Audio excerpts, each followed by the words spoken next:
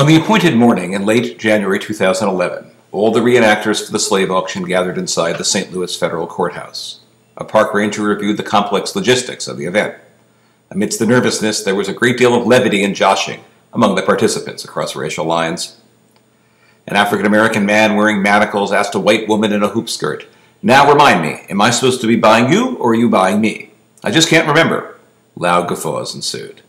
James, a burly white blacksmith who rode with the Hells Angels, joked wryly with the young Nathan. "Now let me know if those manacles are tight enough. I can always make them tighter." In front of the courthouse, a multiracial group of hundreds of people had gathered, mainly alerted by local newspaper and television coverage. The park ranger spoke through the PA system, explaining that Lynch's slave market really had been located a block up Broadway, and that the manacled slaves will be approaching from there in a few minutes. As in so many historical reenactments, past and present tense were frequently intermingled. Meanwhile, in the overhang of a bank building, the 9 slaves sheltered from the freezing wind. 2 young children who were to be sold were reminded by the adults not to smile when on the block.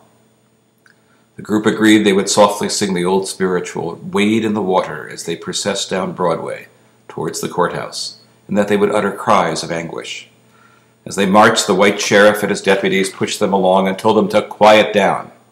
Photojournalists and TV crews circled round them as they walked. The crowd parted in awed silence as the slave couple approached and mounted the court steps. The sheriff announced that the estate sale would proceed as planned. The young man Nathan stopped struggling against his chains as prospective buyers opened up his mouth forcibly to examine his teeth. He then resisted once the bidding commenced. Once Nathan was sold, James the blacksmith marched him down to a waiting wagon on the street below. The children were brought forth as the auctioneer called out in the sing-song tobacco style of auctioneering. A white little girl standing near me in the crowd cried out, "Mommy, they are selling the children. Won't somebody stop this, Mommy?" Her mother hugged her tight and whispered words of comfort to her. On the steps, an older woman wailed as she was torn from her daughter.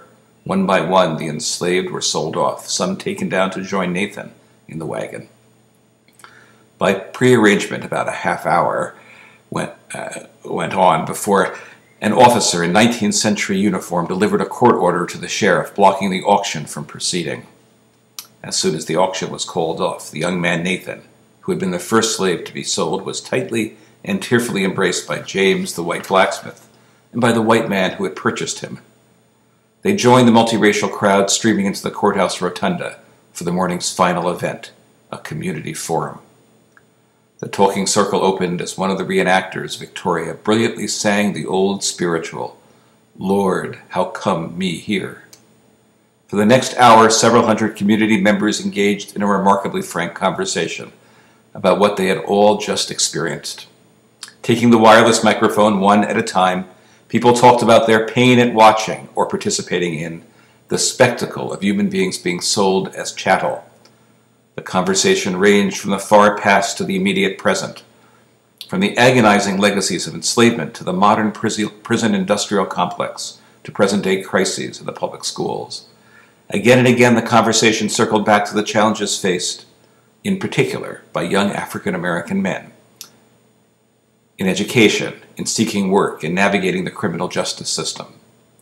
Within moments, out of the darkest chapters of American history, we all witnessed, in effect, the rebirth of democratic, civic conversation.